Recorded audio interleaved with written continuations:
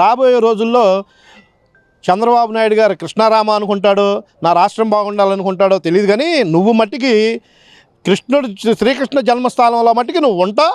నువ్వు కృష్ణ నువ్వు కోరుకోవాల్సిందే. నేను బయటకు తీసుకొచ్చేయడం, ప్రజలు నిన్ను ఆల్రెడీ పంపించారు రాష్ట్రం నుంచి. మళ్ళీ ఎక్కడో బెంగళూరులోనో లేకపోతే తాడేపల్లి ప్యాలెస్లోనో కూర్చొని మీడియాతో మాట్లాడటం కాదు, ప్రజలు ముందుకొచ్చి ప్రజల అవసరాలు తీర్చే ముఖ్యమంత్రి ఉన్నాడు. ఆయన పెద్ద అయినా యువకుల్లా పనిచేస్తున్నాడు. నిజంగానే ఆయనతో మన అందరం కూడా కలిసి పనిచేయాలి అని నువ్వు కూడా వస్తే నీకు ఎమ్మెల్యేగా ఒక గుర్తింపు ఇచ్చారు అక్కడ ప్రజలు. మరి అది కూడా రిగ్గింగో ఏమో తెలీదు.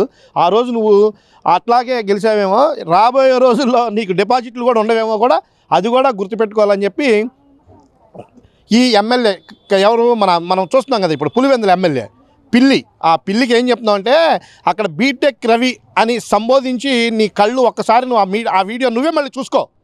అంటే చదువుకున్న వాడికి చదువు లేని వాడికి వ్యత్యాసం. మరి అంత పెద్ద వ్యక్తిని నువ్వు కృష్ణారామ అనుకో, నీకు ఇయే లాస్ట్ ఎలక్షన్లు అంటావా? నీకు ఉండాలి. నీ లాస్ట్ ఎలక్షన్ ప్రజలు నిన్ను చర్మగీతం పాడి మొన్నే పంపించారు. ఏంటంటే నువ్వేదో కంటి తుడుపు కోసం మా ఊర్లో ఎలక్షన్ పెడితే మేము గెలుస్తాం అనుకున్నావు. నీ ఊరు ప్రజలు నిన్ను విస్మరించి నిన్ను తరివేశారు.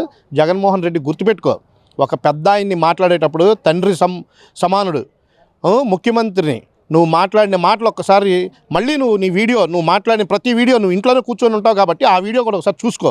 నువ్వు తప్పు ఎందుకు మాట్లాడావో నన్ను క్షమించండి అని ఆయన కాళ్ళమే పడితే నీకు ఎమ్మెల్యే కన్నా రేపు రాబోయే రోజుల్లో అవకాశం ఇస్తారు. నీకు జిల్లాల ప్రజలు చంద్రబాబు నాయుడు గారి మీద నీ ఇష్టం వచ్చినట్టు అవాక్కులు చవాకులు పేలేవనుకో, నీ రాజకీయ భవిష్యత్తు ఆల్రెడీ అయిపోయింది, భూస్థాపితం అయిపోతావు అని చెప్పి రాష్ట్ర ప్రజల యొక్క ఆ మాటలో నీకు తెలియపరుస్తున్నా.